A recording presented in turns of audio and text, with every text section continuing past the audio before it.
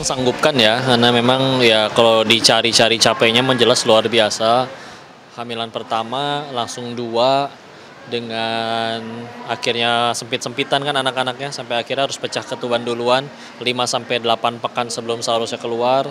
Belum lagi eh, sempat jadi sulit jalan juga, sempat akhirnya beberapa kali pendarahan juga. Begitu lahir pun karena prematur dinicu hampir sebulan. Dan itu berarti kita harus ada yang episode pulang duluan, anak-anaknya belum bisa pulang duluan masih di rumah sakit. Jadi tiap hari kita kesana nganterin ASI sebelum bisa akhirnya pulang kumpul bareng di rumah. Di rumah pun ternyata masih harus pakai inkubator. Jadi di sana kita di rumah mau nggak mau harus jadi kayak sauna karena pakai AC mereka nggak kuat.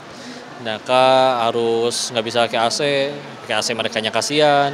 Belum lagi ada sempat asinya nggak bisa keluar, maka jadi pikiran juga. Terus sekarang menyusui juga ternyata perjuangannya luar biasa.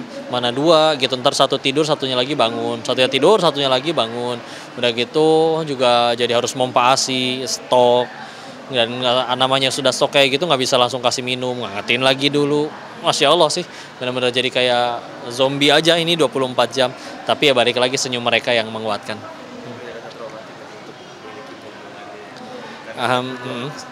Iya. Alhamdulillah sih enggak sih, karena sekali lagi memang tolak ukur sayanya adalah memang kebahagiaan merekanya. Ketika istri ngelihat, iya tentu secara fisik lelah, tapi kan ternyata fisik yang lelah itu kalah sama hati yang bahagia. Ya, ketika hatinya juga bahagia, ya Bismillah. Bahkan udah nanti adiknya ada lagi ya, udah ngomong kayak gitu bahkan ke mereka yang di per hari ini pas nih usia 4 bulan. Jadi ternyata daripada misalkan ternyata fisiknya sehat tapi hati tidak bahagia, oh itu lebih menderita. Ini meskipun capek tapi karena ya senyum mereka balik lagi ya, karena udah mulai bisa komunikasi, ngeliatin senyum, ketawanya juga udah mulai ada suaranya, udah ketawa-ketawa. Jadi mengobati sih, alhamdulillah. Oh, subhanallah sekali. Hmm. Langsung dapat 2 nih. Iya. Effortnya luar biasa. Hmm. Sedikit berbagi pengalaman kan.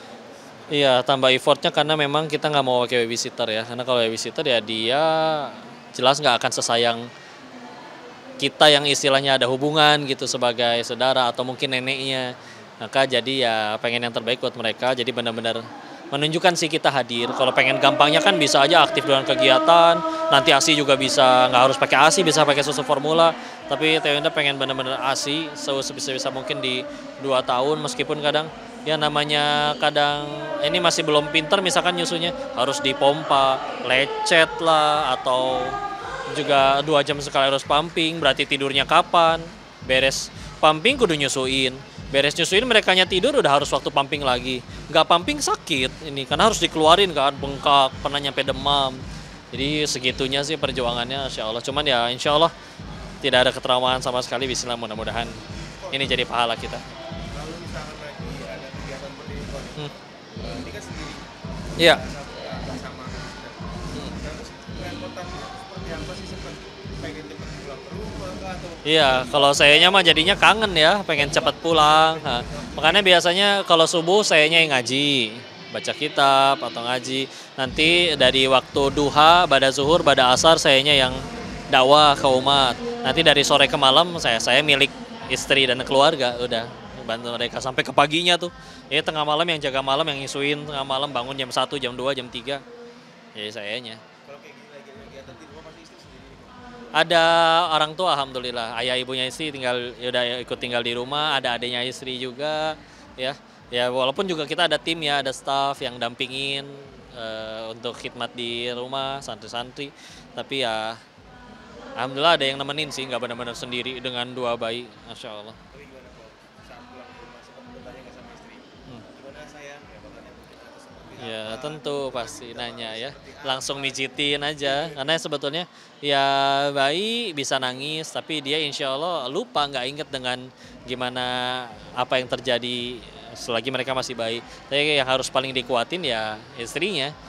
Gimana, capek nggak, pegal dulu ya udah temenin, atau nggak benar-benar lelah ya udah istirahat dulu, ini koko yang jaga, ini tidur. Ya, anak-anak kalau nggak bisa pakai AC ya udah di kamar sendirian silakan pakai AC, kalau dulu yang ngurus di luar di rumah.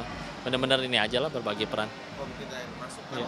booster buat seorang istri ketika memang sedang lelah karena di rumah suami sedang bekerja mungkin seperti apa? Lelah nggak lelah, ujung-ujungnya sama sih, kita teh bakal mati semua. Dan ketika mati tujuannya pengen ke surganya Allah.